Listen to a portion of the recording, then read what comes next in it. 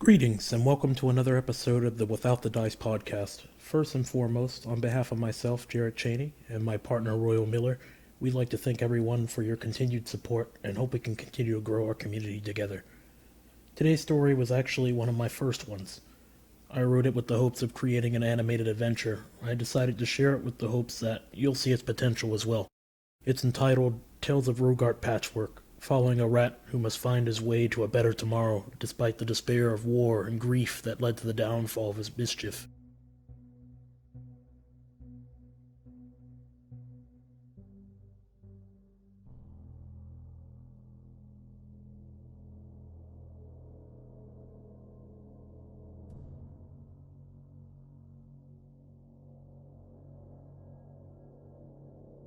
Quickly, all servants to the main chamber. Rogart, you head to the kitchen and prepare as many rations as possible. The gnarled voice of Radsome, the quartermaster of the servants to the royal family, cut through the air with fear tracing in his voice. Understood, Radsome. Rogart croaked, barely able to will his body awake. He was a proud grey, a half-foot under 6 feet. Much of his life had been spent serving the royal family, following behind the many generations of the Patchwork name before him. He was the first, however, to fall only into a servant's position, instead of the esteemed royal guard. He wasn't overly embarrassed by it, especially given that turmoil had been unfolding with the human settlement since he was a pup.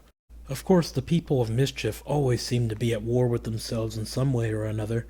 He counted himself lucky to have been taken in as a servant after the fall of Rogarius, the previous king. His father's head had been placed in front of the castle gates along with many brave souls who fought. It was simply a matter of circumstance for his people. The Ratfolk of the land rarely saw the old age of 30, be it through the impoverished lands or the constant conflict and scheming that often took place amongst the many denizens. Life was short, and every minute of it had to count for something. The sounds of war grew closer, and Rogart, looking back at Radsome, understood the urgency in the old rat's voice. He quickly made his way to the kitchen, where many of the finest meats and produce of the kingdom permeated the air. The sound of smacking lips and gnawing teeth broke the euphoria. "Who's in there?" he demanded. A small grey stood up out of the corner, his dirty grey fur an affront to the fine intricacies of the royal kitchen. "You shouldn't be in here. How did you get in?" Rogart said while wagging a finger in disapproval at the boy. I escaped from Skos as the humans sacked it," the boy said, choking back tears that had begun to fill his eyes. Please don't kick me out. I'm sorry I snuck in. Really, I am. I just wanted to eat something. I tried to find work in the inner city, but with the humans attacking, nobody would even consider a gray orphan like me." The fletchling's voice began to overflow. Bearing it in his hands, ashamed, he continued, "Please, just give me a chance." Rogart stared at the pup a moment. "Geez, kid, don't you know this is the royal estate? There are plenty of other places you could have broken into." His expression softened, remembering when he had nowhere to turn after Rogarius had been killed. "I know what it feels like to starve. I suppose I'll just have to take you under my wing. From here on, you're gonna be a trainee for the royal servant clan. Wash yourself in the sink there, and check the cabinet in the room adjacent for some clothes." The boy's face suddenly had an expression of hope on it. "After that, help me pack up this food. We need to get to the Grand Hall as soon as possible." Rogart and the pup hastened to pack and managed to lug the sack of rations to the Grand Hall. Suddenly, the sounds of trebuchets snapping were heard, and the once somber halls of Mischief's Oblaria Castle shook vigorously. "They're here," Rogart said, a lump forming in his throat. The humans were launching their final assault on the Ratfolk's main keep. They had attacked relentlessly the last few weeks, and had finally broken through the Claw clan's barrier formation. Some 20 servants rushed into the Grand Hall, joining a slew of others, mostly nobles, where the royal family reside in the uppermost part of the chamber. Miska, the youngest of the royal children, wept in her mother's arms, her white fur standing erect. This scene, the queen cooed sweetly to her, while the king scowled, sitting beside them, flanked by 3 of his strongest sons at arms. "Silence!" The king's voice erupted, and the room grew eerie silent despite the tremors of boulders smashing against its foundation. "Each of you were lucky enough to have made it to my estate, or to have been in my service. The elders of our society met their downfall at human hands, and now our darkest day stands before us. Whimpers could be heard amongst the crowd at the news of the elder's demise. "Rest assured, I, Clan Patriarch Leonis, will help rebuild and create a new home for us to thrive." His brilliant white fur seemed radiant in his confidence, and the despair choking the air seemed to lift for many. "We will escape through the Royal Contingency Tunnel. Follow a loud crack formed in the ceiling as large pieces of rock showered the crowd below. Total panic had erupted as Ratfolk scattered in an attempt to evade the crushing end. "Quickly, follow me!" the king bellowed, grabbing the hand of his wife and pulling hastily in the direction of the back of the chamber. Essene pulled her hand away and scooped up Miska and ran quickly behind him. "Quickly, boy, this way!" Rogart shouted, pulling his young protege towards the wall, where the pillars held the ceiling fast. Carnage ensued. A spray of blood coated the both of them as an elderly rat was crushed beside them in her attempt to escape the falling debris. Rogart squinted through the pain and desperately kept pulling the pup's hand along with the heavy sack of rations. One of the pillars started to give way, and the column fell at an alarming pace towards them. Rogart made a split decision and shoved the boy rearward as hard as he could, while doing his best to dodge out of the way himself. The column crashed in front of them, and a cry was heard behind him. Another boulder had fell, and it caught the pup. "Hold on, kid." Rogart turned to assess the situation. The rock lay on top of his left foot, just over some of the toes. Rogart drew a small knife and placed his arm into the pup's mouth, used the other to sever the part of the foot that had been caught. The pup bit down hard as the pain overtook him and passed out within a second. Rogart felt sick at the ease of which the flesh separated. Had the situation not been so dire, he would have surely hurled the bit of cheese he took for himself before they had left the kitchen. He realized the rations were gone beneath the rubble, and that they surely weren't worth their lives. Rogart took the boy, slung him over his back, and made a last-ditch effort run for the back of the chamber. Only the muffled screams of the others fleeing and his own heartbeat filled his head. The burning sensation in his lungs began to dull as his vision grew dark. He could see the tunnel with one of the royal suns just at the mouth. There was a bright flash from the prince's paws, and suddenly they were just behind him. Rogart's vision finally failed him. When next he awoke, he was propped against the wall, the pup beside him. "Finally awake, are you, servant? Good. Get up and fetch me some water," a cruel tone commanded. It was Bartholomew, a well-known noble of the inner city, most notably so for his particularly cruel way of dealing with the growing homeless problem of the district. Rogart placed a hand on his head. The pain was almost unbearable. "I won't tell you again, servant. Serve your betters." Rogart did his best to stand, but found himself collapsed back against the wall, his world spinning. Bartholomew stood on his fat haunches and waddled his way towards Rogart. He took his cane and jabbed it endearingly into his ribs, inciting a scream of agony. The king continued to jab into him until he began to spit up blood. The assault stopped as a fresh spray of blood found its way onto his face. To think this fool would still be so intolerant, given that most of our people have been wiped out.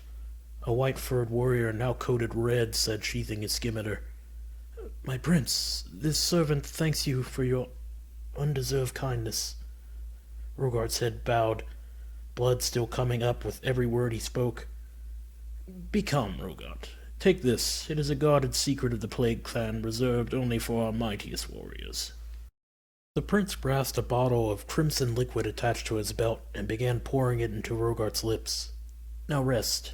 And again Rogart lost consciousness. His eyes opened to a searing pain in his midsection, where he saw a familiar gray pup. "Thank you. Thank you for saving my life." Over and over again he was saying it, squeezing ever tighter while doing so. "You're welcome, but please let go of me," Rogart said through gritted teeth. The boy looked up at his face, filled with relief and the tears soaking his fur as he began to dry. He began squeezing Rogart anew, a smile plastered on his face. He finally let go, and Rogart breathed a sigh of relief. "Burkall, come. We need more help passing out provisions." The pup stood up. "I'll be right there," he yelled. "You should eat some of the meat in the satchel," Burkall said, pointing to the light brown sack that lay beside Rogart's foot. "The princes are quite amazing, aren't they? Finding game even in a place like this." Burkall headed towards the direction at the mouth of the small opening. "So, Burkall, eh? Fine name for a young lad. Glad to see he already found a place helping out," Rogart had thought to himself. "Now, to figure out where the hell I am." He scratched behind his ear. The place he found himself was quite cramped. There were a few other folks residing here, each of them in rough shape. There stood one black rat in a bright white coat, her features sharp and her ear pressed to the chest of another who had just walked in. Everything seems okay physically, but you'll need to do your best to manage your mental facilities. I know it's difficult given the situation, but promise you'll do your best for me, alright, Kai? A warm smile passed over her face. And don't be afraid to come back if you feel the need to talk. Her eyes glowed with compassion, and she took Kai by the shoulder and led him back to the entrance. She then stepped over to a quite pregnant rat in the corner adjacent to Rogart. Jeez, this place is too much for me, Rogart thought aloud and creeped to his feet and started limping towards the entrance. Ugh! A pair of hands found his tail and pulled hard. What's wrong with... He stopped himself after beholding his assailant. It was none other than a white-furred pup, the Lady Miska. You're not going anywhere until Miss Tell gives you the okay, Miska commanded. Rogart quickly got his bearings and did his best to genuflect in front of the royal. Forgive my rash behavior, he said, and he made his way back to the corner he had been set in. Where the hell did she come from? He thought to himself, scanning the room. How could he have missed a royal? Miska ran back to the side of a couple in the corner and started bandaging a lady's foot. Was she here helping the injured? A gnarled-looking elderly rat made his way through the entrance. It was Radsome, the servant master Rogart knew all too well. Tell, the clan patriarch says we'll be moving out to Sorrel soon. Are most of the injured in moving condition? He said plainly. Sorrel was the sister stronghold to Mischief. We've only been camped for 3 days. Tell's face flushed with a passionate rage. Does he really think the few hundred of us that made it have any semblance of a chance of getting there in our condition? Rogart didn't remember seeing that many rat folk gathered, and most of them were probably crushed. Guess that explains how the mass of pregnant gray and so many elderlies made it. No way they'd outrun those boulders, he thought to himself. His Majesty provided a notion that those that couldn't walk could be pulled on a cart until able to do so. Radsome continued, a little contempt now crept over his voice, and I assure you, he has every notion of compassion within him for our people. With this, Radsome adjusted his spectacles and turned around back out the entrance. Passing just shy of him, Burkhall came through holding 3 large sacks. They give us extra meat, Mistress Tell, he said enthusiastically, forcing his hand forward, sacks weighing down his arms. Thank you, dear. Set them next to that cupboard for me, would you? She sat down in a chair, appearing a bit enervated from the encounter earlier. Miska walked to her side, a glass pitcher and a cup of water in her hand. Here, drink some of this, she said, a look of concern on her face. Radsome has always been a very passionate and loyal rat to our family. We're lucky to have him, although sometimes he does come off a bit callous and abrasive. She set the pitcher down after pouring a glass diligently and took Tell's hand. We should continue to do our best for everyone, a look of great resolve passing over her features. Tell gave a sigh of relief. Thanks, Lady Miska. She stood and made her way towards Rogart and Burkhall. I see you're awake now. Burkhall has been by your side diligently these last few days, she said, with a hint of longing in her voice. I was surprised when he said he didn't know your name, yet clung to you as if you were everything to him. Her eyes glistened a bit. You have a fine young friend. Burkhall leapt to his feet, pulled a rag out of his jacket, and quickly dabbed her eye. You shouldn't cry for our sake, Mistress Tell. We're not worth the tears. Rogart stood up. I should help out, he said, a bit of embarrassment in his voice. Why don't you show me around, Burkhall? And with that, the two of them headed to the exit. As they approached the mouth, they began to see daylight. Rogart's hand instinctually went over his eyes. It had been quite a while since last he'd been outside. Most folks kept to the city unless their occupation allowed them the privilege to head topside. There were viewing areas in the side of the canyon where Mischief was situated, but these spots were only his leisure on occasion. The outside was nothing as Rogart had imagined it. They were somewhere in Forestland. A large ragtag campsite had been set beside the mouth of the cave where the wounded were placed. That's where the king is, Burkhall said, pointing to the tent at the center of the large encampment. A host of children were running beside the tent, seemingly careless of the situation at hand. Rats sat at a table playing cards, and many were also gathered by a small fire cooking some of the meat the princes had brought back. My name is Rogart. I'm a bit ashamed to have realized we never introduced ourselves. Burkhall stared up at him. Don't worry about it. A reassuring smile manifesting. I can't believe I'm in service of the royal family. Lowly Grey dream of the opportunity. Rogart gave a puzzled look. You do understand we are refugees now, right, kid? Burkhall looked him in the eyes. It doesn't matter because I'm not alone anymore. Burkhall, now beaming at him, lunged and latched onto him, sending a shooting pain into his ribs. Leonis, the clan patriarch, stepped outside of the tent, flanked by two muscular blacks. He surveyed the area, then beckoned to three elderly rats, accompanied by Radsome, and then re-entered. A short time passed, and Radsome re-emerged. Rogart, I have an assignment for you, he said sharply. Spread the word that we will be leaving in the morning for Sorel, and that everyone is to make ready. I will forgive your previous blunder with the rations I asked you, given the unforeseen circumstances. And who is this beside you? Radsome pointed a finger at Burkhall. Well, he's a servant initiate, sir. Radsome raised an eyebrow. I see. Well, then, this will be your assignment as well, Mr. Burkhall. Burkhall, I see. Spread the word and meet me at the Patriarch's tent at sundown. Rogart straightened. I'll get it done. Burkhall did his best to imitate Rogart. Me too. The two of them made a plan, each starting from either side of the encampment and telling any servants found to also spread the word. After a few hours, the sun fell behind the horizon, and the two of them found themselves in front of the tent again. Radsome stepped out from behind the curtain. Come in, and mind your manners in the presence of the royal family. Radsome drew back the curtain, and the three of them entered. My lord. The three of them genuflected, Burkhall stumbling in his unfamiliarity, receiving a stifled laugh from the Lady Miska, at which her brother gave her a light swat. Welcome, Leonis began. I have summoned you here to tell you my plans for the servant corps under my service. Please, have a seat.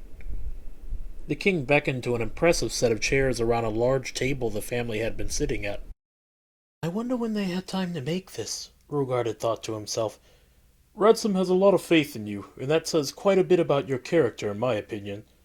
So I'm entrusting you with the operations of helping the sick and injured during our movement to Sorel. Leonis stood up and presented his hand.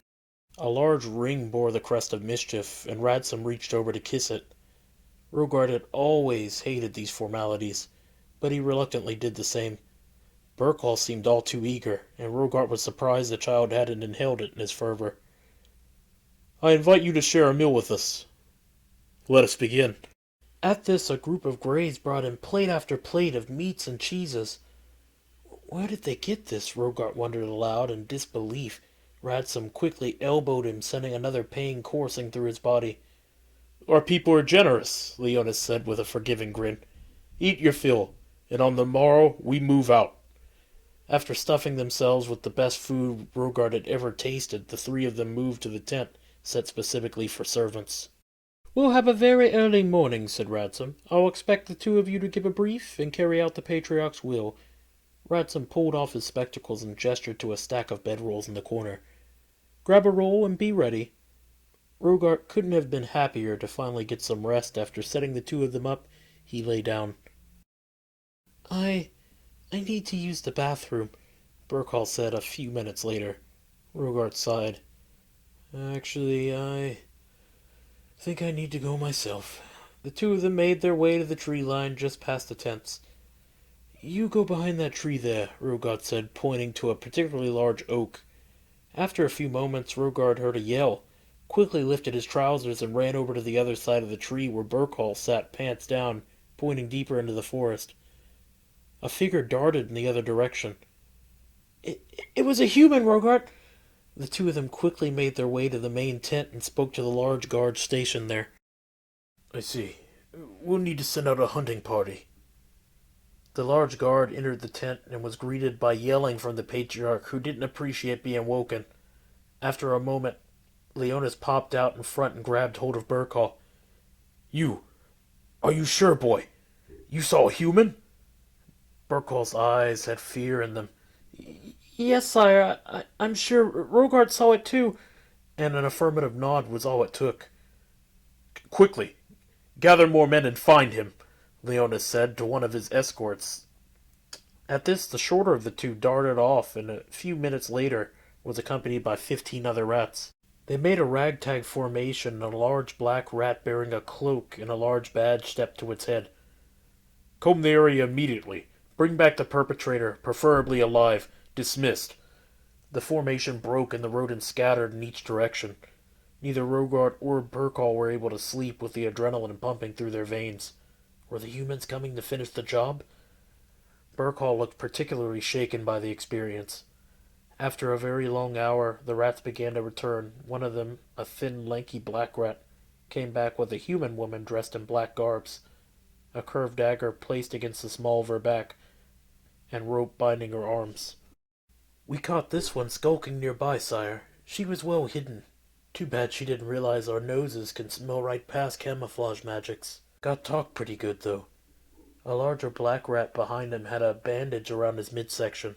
"Speaking of..." Suddenly, another guard made a reckless lunge at the air next to the Patriarch, and another man dressed in black appeared, yelling at the top of his lungs. Rogart couldn't understand what he was saying. "That explains the odd smell," said the Patriarch. "An elf working with the humans, I would gather." A frown crossed his face. "Wake Torak. Bring him here immediately." A gray appeared, his fur patchy and mottled, and pieces of ears and fingers were missing. "You called, my lord?" he said in a very smooth fashion. "Use your clan serum to get all of the information you can out of these two, and then you will be permitted to do with them as you please."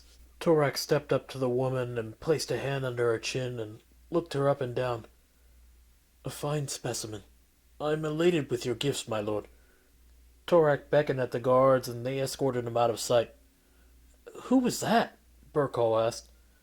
"Beats me, kid. But I recognize his markings a mile away. He must be with the Plague Clan. Our medicine and poison elites." "We have no reports of any other unclaimed scents, lord," said the commander. "I'll triple the guard as a precaution. You should try and rest." Leonis clutched his head. "Right. I'll leave it to you then," and made his way back inside the tent. Rogart and Burkall made their way back and lie awake in their rolls, hoping for sleep that never came. "Rogart, Burkall, wake the others and brief them for the journey," Radsome said, interrupting the unending silence that hung over them. The two of them stood up and began shaking their fellows awake and lighting lanterns to illuminate the tents. "Attention, everyone! We're to help the sick and injured make ready and assist in their journey to Sorel." Burkall had begun. Rogart was surprised to see the young pup's initiative. Radsome had a very pleased expression on his face. "Who is this kid?" a voice said amongst the crowd. "He is one of our new initiates," said Radsome, "and proving a lot more useful than you lot, may I add." Radsome gave a mischievous smile as the other servants quickly straightened up and found a new resolve to better themselves at the display of the youth. It was no small accomplishment to receive the praise from the old man. Rogart organized everyone into groups and sent them on their way to help each respective area. Rogart and Burkall's group personally saw to the infirm assignment. A small wagon had been assembled for those who could not move readily, and some of the servants were assigned to pull it. Lady Tail had been hastily packing supplies when the signal to move out was heard. It was impressive how quickly everything had been deconstructed. "Hop in the cart, Tail," Rogart said, and behind her he saw the Lady Miska, whom he genuflected as formality dictated. Burkall insisted on helping pull the cart, and Rogart slung a large backpack laden with supplies over his shoulder. The caravan moved out on a trail headed for the sister clan. "I wonder what happened to those two from last night." "Who are you talking about?" A middle-aged gray said, furrowing an eyebrow while burdening his share of supplies. Sorry, no need to raise the alarm. I misspoke. Rogart knew talking about intruders would surely unsettle the already anxious ratfolk who had lost their home not but a few days ago. "Well, I sure hope everyone is accepting," said the middle-aged man. "Been thinking about it all night. Awful lot of rodents going to the city at once." Rogart sighed. "I hope so too." And with that the journey went on. It took 3 days to reach Sorel, and to many surprises there weren't any ambushes or bandits in wait. Most folks surmised the humans would have anticipated this movement for any who escaped. Maybe they didn't think anyone survived. As they breached the ridge, they saw the open fields of crops leading to the town. Sorrel was about the fifth the size of Mischief, and its community was mostly based around agriculture. It was widely accepted given its brilliant fields of gold and was one of the few places built outside where the Ratfolk thrived. The caravan pulled up and was greeted by the town's councils of elders, along with their respective patriarch. Leonis, Patriarch of Mischief Homestead, we have heard word of your plight and welcome you to Sorrel. An old white rodent reached out to shake the patriarch's hand. You know the humans won't be pleased to have heard of your survival, Leonis, said one of the elders. Don't be so rude, shouted the old white patriarch of Sorrel. I am well aware, elder, and we did have some trouble with the scouts before leaving for Sorrel. Then I'm sure you'll be willing to accept the consequences should the humans come to torch our town. Our fighting force is nothing compared to that of Mischief, the elder said, perturbed at the mention of the scouts. Leonis genuflected before the elders. Well, never mind that, the elder said, flustered. Let's get everyone settled in. Have your people erect tents in that field over there, and we'll have our engineers erect buildings within a few weeks' time. Your family, of course, will stay in the manor estate. At this, they turned and headed in the direction of the large manor on the hill overlooking the rest of the town. Many faces peered from windows, and some of the locals brought food and other goods to the refugees. The servant corps were mostly assigned to help in any way possible to erect the barracks for the refugees. Rogart and Burkall found themselves working tirelessly day to day, and eventually, in 2 weeks' time, there were 3 large complexes built of reasonable quality, especially given the haste of its construction. Life had begun to assume a type of normality, as many refugees seamlessly adapted to the new lifestyle and had begun working again. Winter was fast approaching. On a fair night, Rogart and Burkall found themselves on the roof of a tenement after a hard day's work in the field preparing for harvest. I never dreamed I would live outside like this, Burkall said, staring dreamily into the night sky. My mom would read to me about the stars. She promised to take me to the observations one day to show me, but never had the chance. She worked herself to death, she did, all for us kids. Rogart looked over to him. So, you had siblings? He had said this not realizing the weight of the question until it had escaped his lips. I did. 3 sisters and a brother, all of the same litter. Burkall seemed unaffected to Rogart's relief. We would do everything together. One time Aggie stole my bread, and I chased after her around the town. A smile crossed Burkall's lips. She was a lot faster than me, and when she finally came home, I was so mad I wanted to punch her.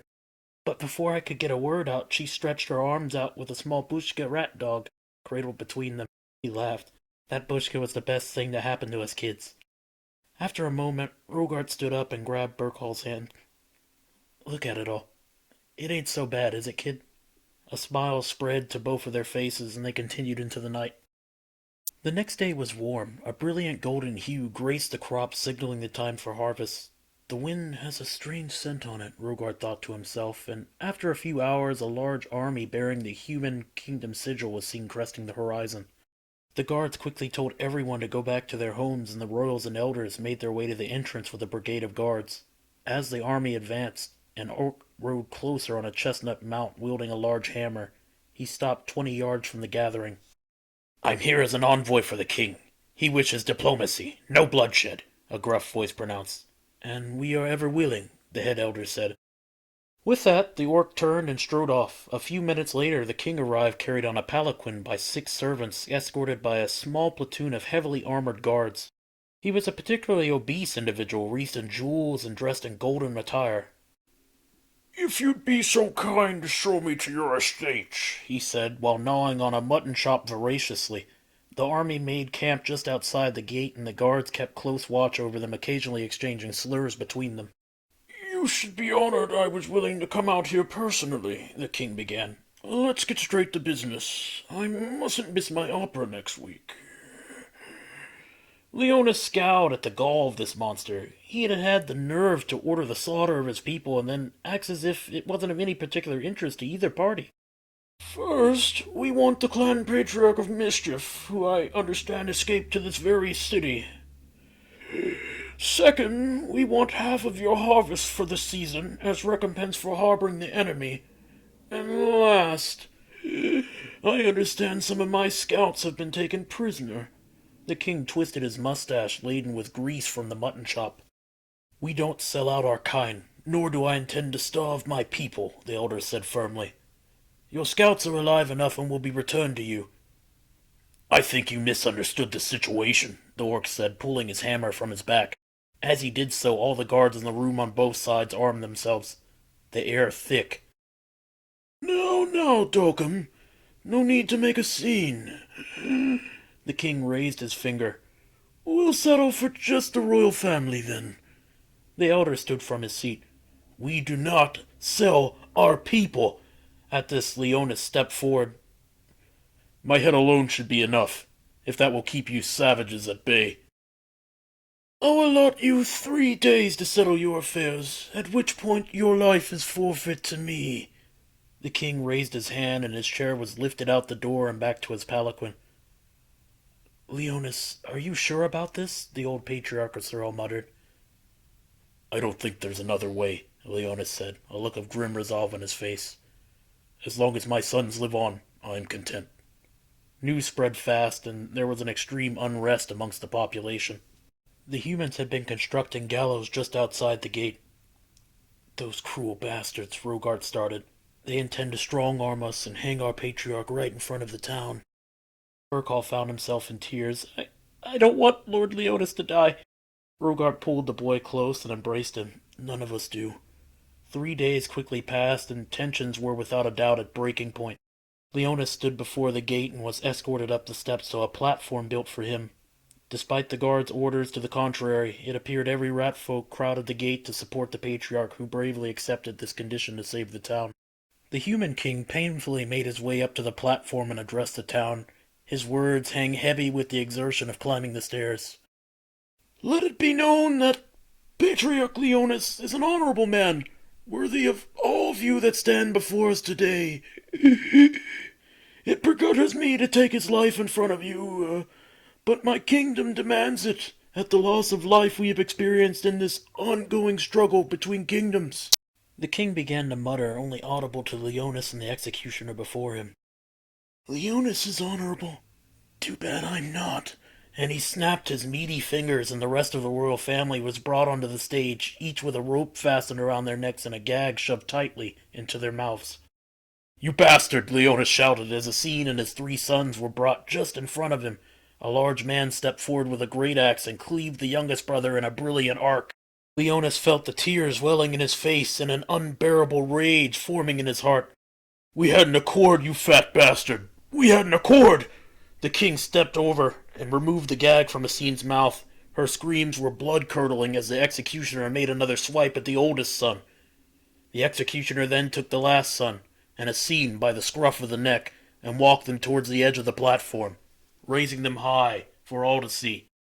First, he lifted the boy up with his massive arm and threw him some 25 feet to the ground, where he landed on the upturned pikes of the human formation, his blood splattering some of the guards just beyond it. Asin's screams had turned into an undecipherable sob and tears as she was led back and tied beside her husband. The crowd below was in an uproar, and the guards armed themselves and ran towards the wall of pikes. After a few of them had been killed, an order boomed from the commander to stop. "We are beaten," he continued, and the rage from all of them was palpable. The king waved his meaty hand again, and a lever was thrown where the platform suddenly opened. Leonis and Asin both struggled for a few moments, until the soiled bodies swing lifeless above the ground. "Now then," the king bellowed, "I'll be needing those scouts returned, if you'd kindly," his face twisting upward. "And you can have these back. They were all well used, I assure you." A look of pleasure danced through his eyes. A small group of rodents were pushed forward and stripped down, mostly shaved to show their bare flesh, where it was apparent they had been toyed with in the most depraved ways. "Take them to the infirmary," the elder said. "As to your scouts, then," the elder smirked in a bit of triumph as the human woman and elf were brought naked on leashes to the front gate and set loose. As they ran forward on all fours in desperation to escape, the king shouted, "Kill them! They are an eyesore to my kingdom!" And with that, the pikes lowered and stabbed the 2. "Let us be off now." The men turned their back as the king lowered himself into his moving throne, and they all marched into the distance, leaving the carcasses of the dead for the carry-on. The harvest season had turned from one of thankfulness to great remorse. Little Miska had thankfully been hidden away in the infirmary where she often went to help. She became the only beacon of hope for the rodents of mischief. Many had already taken to calling her the matriarch and my queen, despite her protests. The elders and King of Sorel agreed and bestowed the title officially before long. The little joy found, however, would be the last bit of celebration before the devastation of nature came forth. The winter bit to the bone, and the hastily made buildings did little to abate the cold, especially so for the people of mischief who were used to the controlled temperatures of the underground. Many grew sick and died, so much so that one of the buildings had to be condemned as a sickness spread throughout it.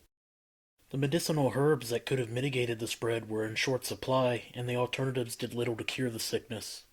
At least 150 rodents had succumbed between the entire settlement, and as a result, many blamed the refugees for bringing sickness to the land. Tensions were high, and a summit was held between Sorel and Mischief. Queen Miska gathered all of the refugees in a field beside the tenements. "We all still grieve the loss of our homeland. We grieve the loss of my father, mother, and brothers. We grieve for the loss of our family members who perished in this harsh cold, and the sickness it brought with it." Her head went down as if in prayer for a moment, and the silence was deafening, as many of the people bowed their heads as well. "We have been gifted a large parcel of land on which we may rebuild our kingdom. I ask that each of you consider joining a clan, or learning a skill set before we depart in a year's time. It will not be easy, especially after the pain Sorel surely blames us for. We are guests here, and mustn't impose longer than necessary. Join me in making our nation strong once more, and one day we may even take back mischief itself." The Queen's words were heartfelt and influenced all present. I want to get stronger. I don't ever want to be so weak ever again." Burkhal's tears flowing freely. He said it in a reckless youth. Rogart pulled him in tight. "Me too, kid. Me too." The tears finally breaking through. Each of them resolved to join a clan and become stronger. "You decide." Now, dear listeners, it's time to learn a bit about the different clans present. Of course, the most votes decides it, so please feel free to create your very own. The Plague. The Plague are alchemists that specialize in poisons and diseases. While most conduct vile experiments, they also create the best breakthroughs in rat culture medicine. Many of them bear horrible scars as a result of their experiments, however. The Shadows. These are the hunters and assassins of the Ratfolk. These specialists master stealth and thief-like practices. When information is sought or someone is to be killed, the Council sends the Shadows. The Machine. A rare breed among specialists. They practice engineering and create marvels in the Ratfolk world. The Claw. The main fighting force of the Ratfolk. The claws are the soldiers of the rodent people. They are led by the bravest of warriors and are well trained in martial practices. The Tome. A gifted clan of wizards led by rats with inherited sorcery. They collect scrolls and arcane knowledge for the Rat Clan. Very few of them have been known to have stayed within the confines of the stronghold. The Faithful. Worshippers of the goddess Nim. The Faithful generally study divine magics that are rumored to carry a very dark, well-kept secret of the Ratfolk. Let's write a story. Let's play a game without the dice.